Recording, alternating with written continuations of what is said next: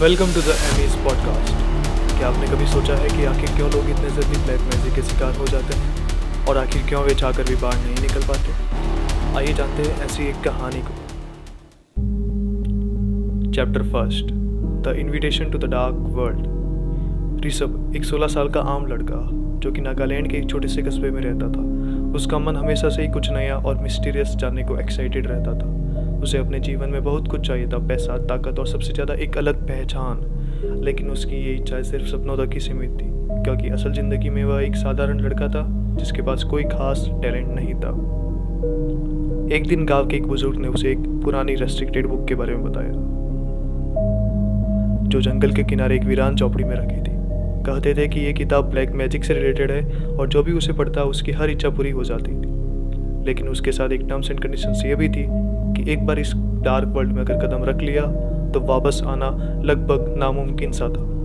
ऋषभ को ये बस एक कहानी लगी, लेकिन उसके मन में ये बात घर कर गई। ऋषभ ने एक रात चोरी छिपे उस चौपड़ी में जाने का फैसला लिया। वहाँ की हवा भारी थी, जैसे किसी ने सदियों से दरवाज़ा नहीं खोला। टेबल पर एक धूल भरी किताब रखी थी जिसके काले पन्नों पर अजीब सा संकेत था।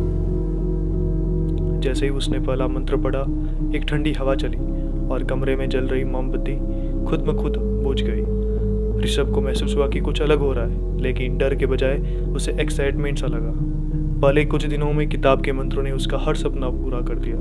वह जो चाहता उसे मिल जाता। स्कूल में अच्छा परफॉर्मेंस, दोस्तों में लोकप्रियता, यहाँ तक कि उसे अचानक से पैसे मिलने लगे थे।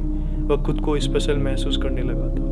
लेकिन उसने इस बात पर ध्यान नहीं दिया कि उसके आसपास काफ़ी सारी अजीब घटनाएं घटने लगी है।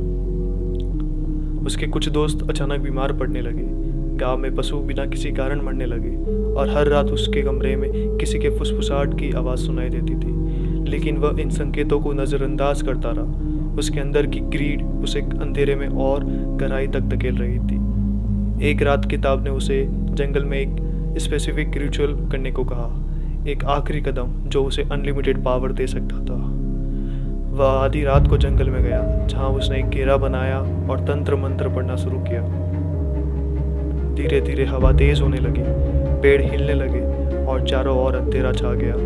अचानक उसकी आंखों के सामने सब कुछ घूमने लगा और धुंधला सा महसूस होने लगा। उसे ऐसा लगने लगा कि वह जमीन में समा रहा है। वह चीखना चाहता था, लेकिन उसकी आवाज़ कहीं खो गई थी। एक आखिरी बार उसने किताब को देखा, लेकिन इस बार उस पर कोई शब्द नहीं थे, जैसे कि वह किताब सिर्फ उसे यहाँ तक लाने के लिए थी। और फिर वह अचानक से गायब हो गया। गांव में अगली सुबह हर जगह उसकी तलाश की गई, लेकिन उसका कोई नामो निशान नहीं था। उसके कमरे में सिर्फ वह खुली हुई किताब पड़ी थी, जिसके पन्ने हवा में उड़ रहे थे। अब सवाल यह था कि क्या ऋषभ वापस आएगा या वह हमेशा के लिए अंधेरे में खो गया है। आखिर उस किताब की क्या मिस्ट्री थी? जानने के लिए इंतज़ार करिए चैप्टर 2 का। अगर आपको कहानी पसंद आई तो प्लीज़ वीडियो को लाइक, शेयर और सब्सक्राइब जरूर करिएगा।